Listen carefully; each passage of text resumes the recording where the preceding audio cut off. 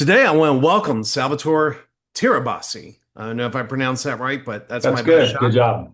job. He is the founder and managing director of CFO Pro and Analytics.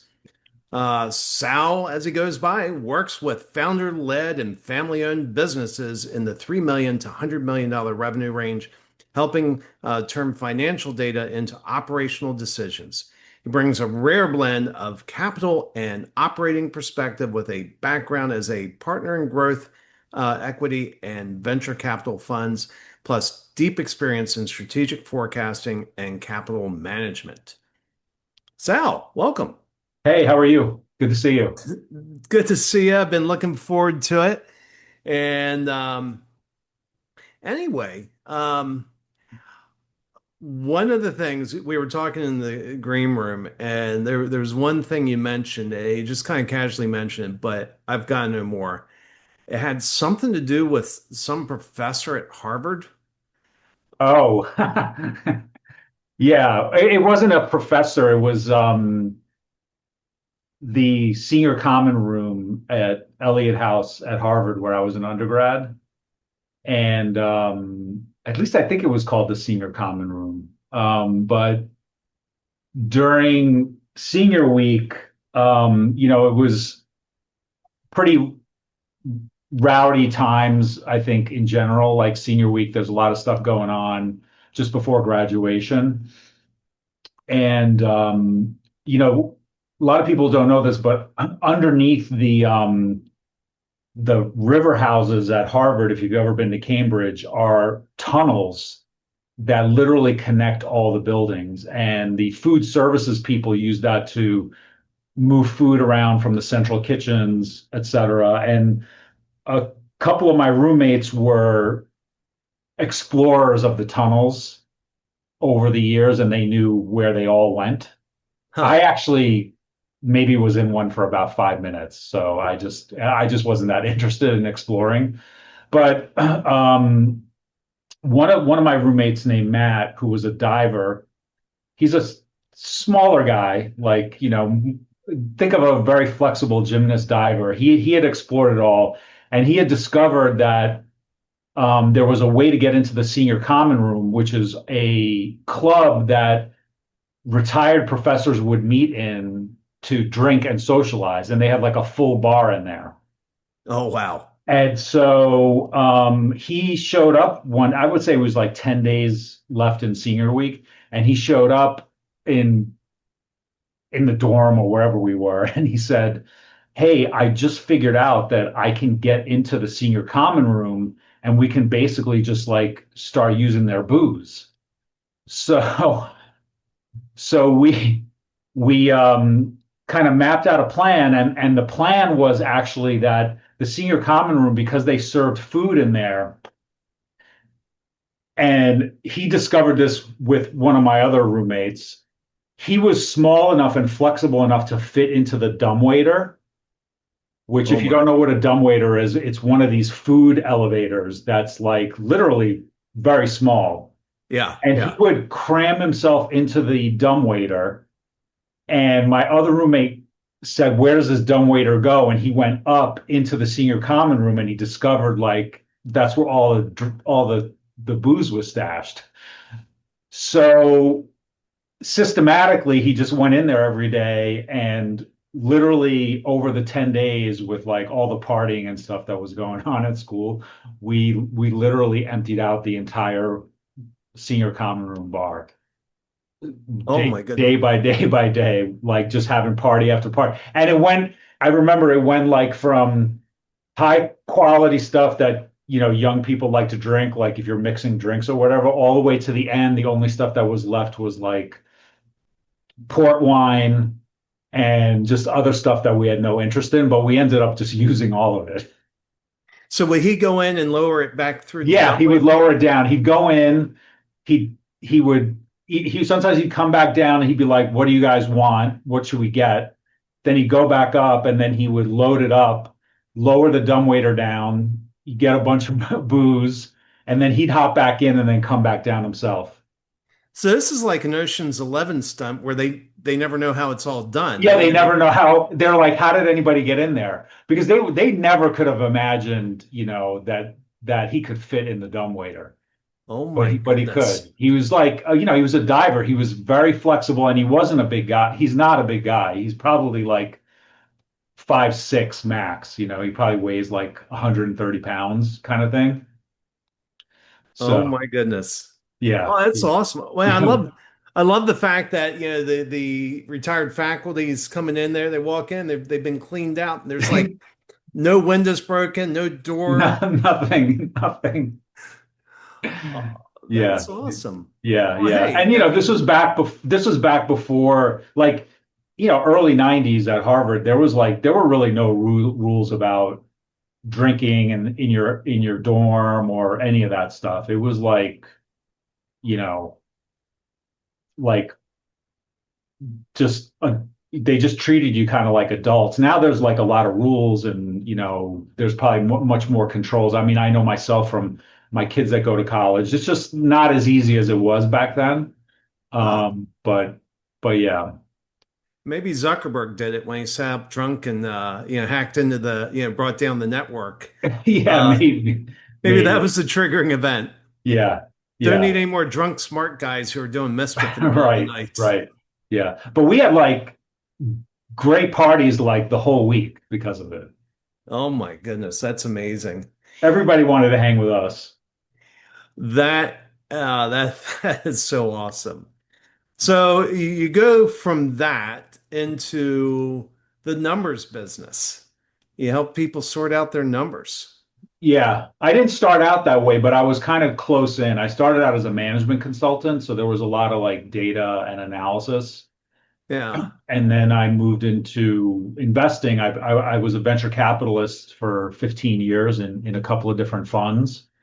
And that's a lot of analysis on investment returns and evaluating businesses, evaluating management teams. And then after that, I became a CFO in an operating business that grew very quickly. And I kind of packaged that whole experience, my investing experience, my consulting experience, which really helps a lot in the work that I do today because you're really trained as a consultant to be able to explain things, present information in usable ways. And then, of course, my CFO experience, kind of package it all together into this service that is really meant to give founders and owner operators of businesses that are not, these high flying AI or venture capital backed companies, give them access to talent and capabilities that really give them an A grade, private equity grade finance capability for less than the cost of full time. yeah. So by putting all that know-how together with a team that knows how to execute, we can go in and do a lot of great work for these people that way exceeds the level of talent they might be able to recruit. And we can do it faster and less expensive than full time because we have a methodology and a plan of action, and we're very strategic. So When you said something there that kind of triggered a conversation I actually had earlier today, that you said private equity grade um, fund or finances.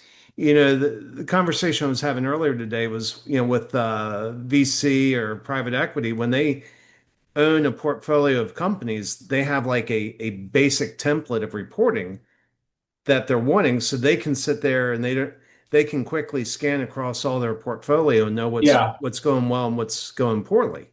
yeah, a lot of them do, especially the bigger ones.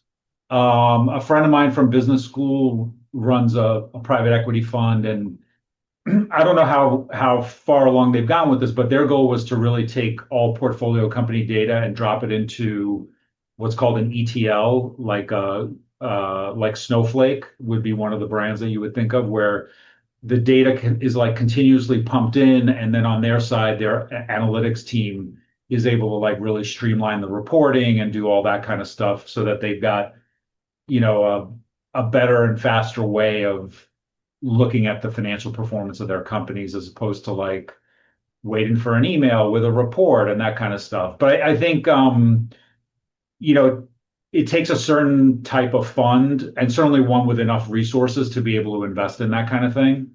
But it makes a lot of sense. Well, and the reason I was going there is, you figure with private equity, they put a lot of thoughts into their reporting because they don't want to spend hours kind of digging through your numbers. They want to be able to look at it.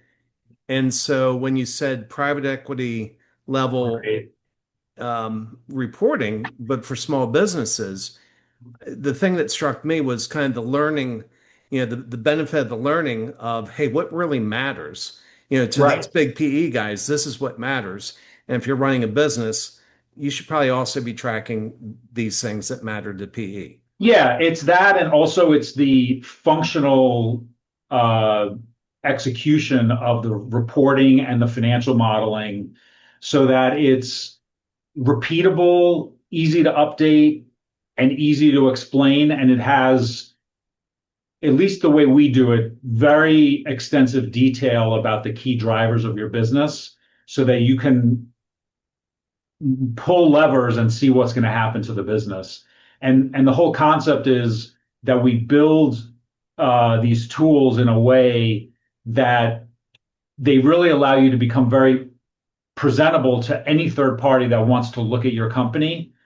And we say within 48 hours notice, right? Yeah. Now it takes a while to get there because a lot of companies have very messy systems and books, and Mhm. they don't have like, a full IT team, and we don't want them to hire an IT team to handle us. We self-serve, but once you get that information into what I call like a single source of truth, and everybody knows like this data is used for this data is used for that, it all in parallel, you're building reporting and forecasting tools, calculators, workflows that make all of that information available to the owners and to the management teams so that they can understand how to do their jobs better. Yeah, I have a buddy who has a business, and I was talking to him one day and said, "How you doing?" He's like, "Oh, finally done. I'm done with my reporting." I'm like, what are you talking about? He said, "Every month I have like 3 days of work on reporting. It's like, I forget if it's the last 3 days of the month or the first 3 days of the month. He's working on reporting." And I was like, "Why are you generating the same report again and again and again? You know, why?" And this was a philosophical decision I made, I don't know, 6, 7 years ago of anything that I have to report twice, two or more times, we're just going to automate that and have it be real time. Yeah. Um, and I'm just curious, is that where you guys are going? Are you, do you have automated reports or do you still have, folks sitting there generating the reports? No, we have automated reports, but there's also like more often than not, there's a templated reporting system that we put Yeah, in place, and you sometimes the information can be fed in automatically. Most of the times, there's like a source file. You dump it into a folder, you hit refresh, and it gives you like all the updated information in the spreadsheet. And as long as people are not messing with the source data and the formatting, it all flows very quickly. yeah, The idea is that, at the end of the month, to update your forecast, update your financial reports, put together some PowerPoint slides. It really shouldn't take you more than like 1 or 2 hours. And then yeah, you can sit down and spend another hour to 2 hours just analyzing, like, what does it say? yeah. Yeah, and that's kind of in line with, I was grieved. I felt horrible for my buddy. It was like, really, you spend three days a month doing reporting? It seemed like it should be more that 1 to 2 hour thing. Yeah, I think sometimes what happens, and this is also where we help companies, is they if you're on the team and you have a certain way of doing it, you can't change the tires on the bus while it's driving down the highway. So you lack the time and the prioritization of tasks in order to like upgrade how you're already doing it. Hmm. No one's ever telling you, oh, like hit pause for this month and let's upgrade everything. A lot of times they're not thinking in those terms. And that's also where we're helpful for companies, where they can keep doing what they're doing.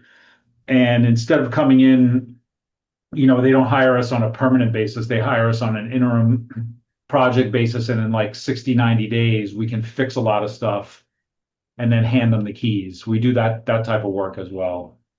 Yeah. Usually with bigger companies, that's how it goes.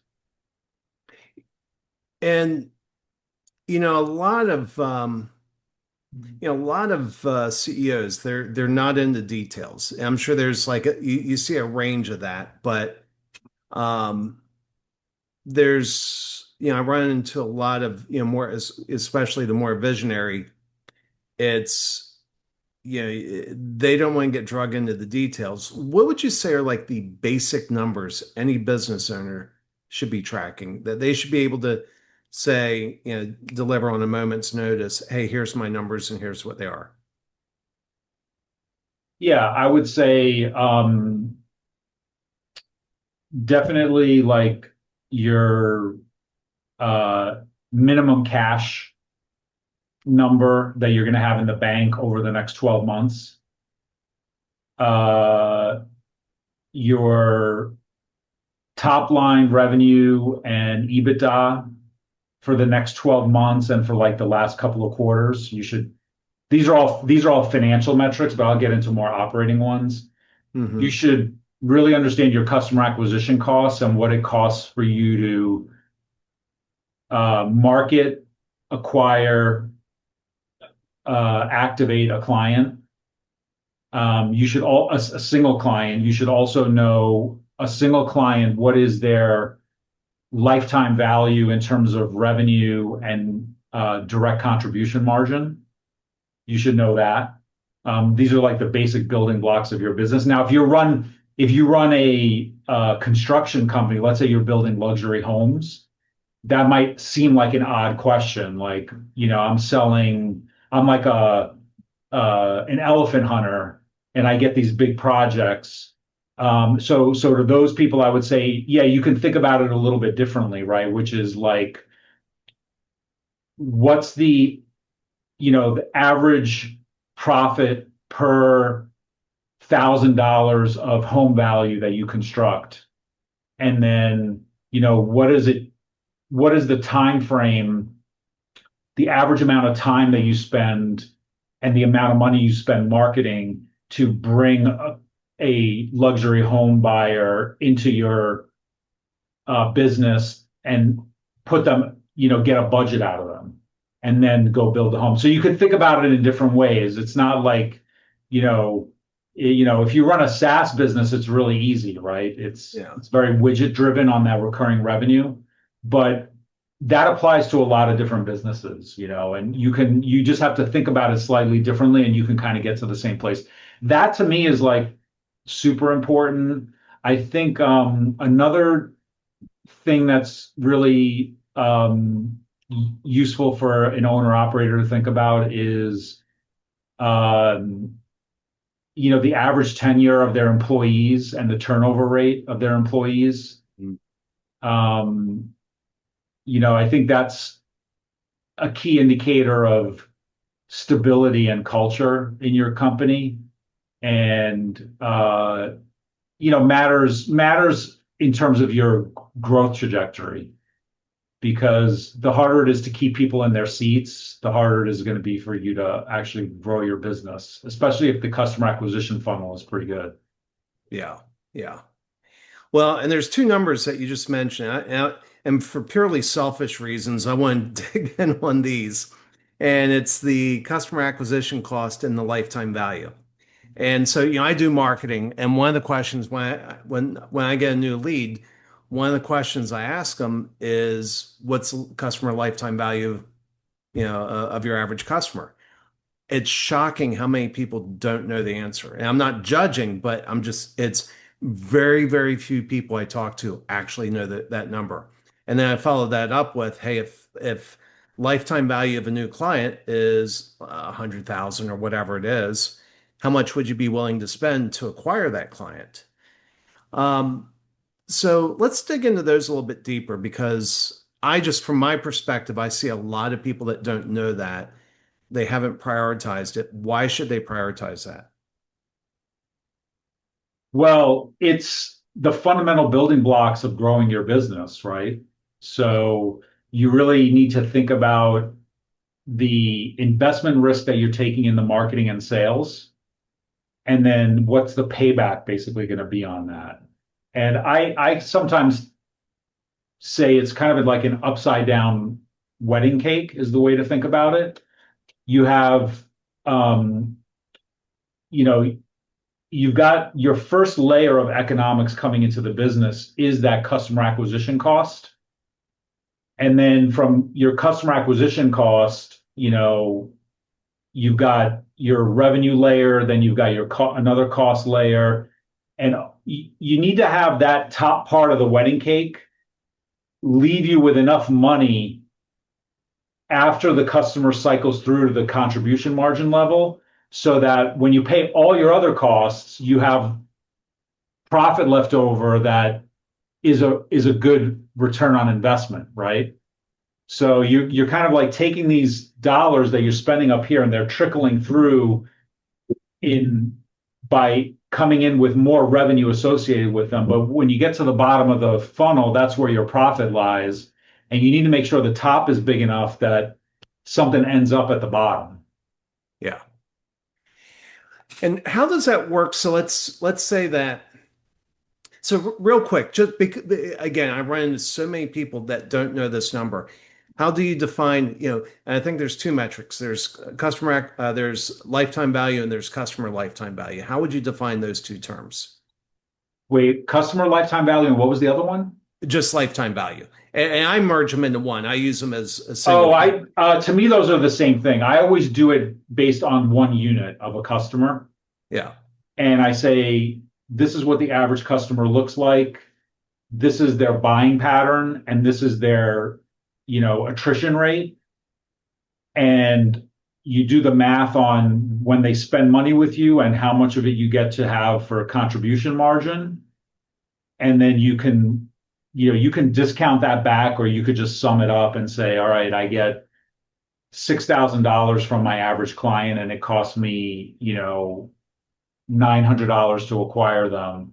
So I'm getting almost a 6x return, on that. And if you're investing to, triple your money in a business, having 6x or more to play with at the top of the funnel of that wedding cake, that upside down wedding cake is where you need to be, right? Because if it's 2x, you can't get to 3x at the bottom, Yeah. right? Yeah. You gotta be hopefully many multiples higher than that, so that as the cash flows through the system, you're left over with, a nice return on your investment. But I view those things, as I said, interchangeably, and I do it on a customer basis. And again, uh, you can modify that concept to almost any business. Like with an e-commerce business, you could think about repeat purchases as the lifetime value, and you're thinking about, okay, I market once, I bring them in, they buy. My ROI might be pretty low there, but then when I remarket to them and they come back and buy again, I gradually am building the value of this customer over time. And Hmm. so when I look at it in a time series from day one where I spent $500 to get the customer, and then I see every bite at the apple that they take and how much is that worth, and that tells me how much I'm getting from that client for the $500 I spent. And actually, in an e-commerce model, you'll be doing remarketing, Yep. usually in the form of like discounting and stuff like that. But you might do some retargeting digitally. that'll have a cost associated with it. So you'll have like some additional cost of acquisition along the way. Don't let that confuse you. You know, you just got to like factor it into the overall summation of the in and out of the money you're getting from the client. Yeah, and so for those that don't know, when you're talking about retargeting, you're basically sending ads to people that have already touched your business in one form or another. Yeah, yeah. Or you're sending them like emails to re-engage them, which emails are, pretty costless other than the platform that you're using. So if you have like a large customer base and you're spending, I don't know, $200 a month on Klaviyo or Instantly or something like that, it's pretty de minimis. I almost just say that's like a rounding error. All Uh, right. All right. Latin words with de minimis. What's that mean for the average? oh, close to zero. It has little value. I was in a room full of lawyers and they said de minimis. I'm like, what's that mean? They said, just hold up a mirror. Yeah, no, no, it's um anyway. Um well, and it's interesting when I ask clients how much, I said, what how much of the lifetime value would you be willing to spend to acquire, or do you, want to spend to acquire a customer? They come back and they ask me, they're like, well, what should it be? And my answer, and I want you, if you disagree with my answer, please challenge me. But my answer is always, that's a decision you have to make. And I describe it as a gas pedal. The more you spend on customer acquisition, the faster you grow. And the less you spend, the slower you grow. And a lot of these SaaS companies, um, their plan is just grow, grow, grow. Profit's not even in the equation. I mean, for example, HubSpot has never had a profitable quarter in their 20-year existence. Um, and so there are business models where they're going to spend more than the cost of, they're going to spend more than the lifetime value for that specific objective, but that doesn't fit most businesses. So, how would you advise people? I mean, am I directing people the right way, or would you have a different Yeah, preference? I think I would say a couple things, kind of working backwards from what you last finished with. I think, you know, um, HubSpot, never being profitable in any quarter in its 20-year existence, requires a lot of capital, Yeah. right? Yep. You need somebody's got to be funding those losses. Yeah. Just to the general audience, unless you've got a venture capital fund that's stroking you a $50 million check, that's not a sustainable business model. But I think more to the gas pedal, I'm and this happens with, different clients. It comes up and it's always there's definitely awareness amongst the management teams that we work with on this issue, but we really try to hone in on it for them is, you know, the problem with just pressing the gas pedal is every channel that you're marketing through has inefficiencies that become more difficult to manage the deeper you're penetrating the channel. Yeah. And that shows up in a variety of ways. It shows up in, lower response rate, lower conversion rate, earlier cancellation of the contracts, bad debt, like people signing up and not paying. Hmm. So you need to be, and by the way, that varies by channel. So you could say like, oh, I'm going to do this on Meta, and I'm going to do this at, B2B conferences, and I'm going to do this, on Google. And each one of them is going to have their own saturation pain points.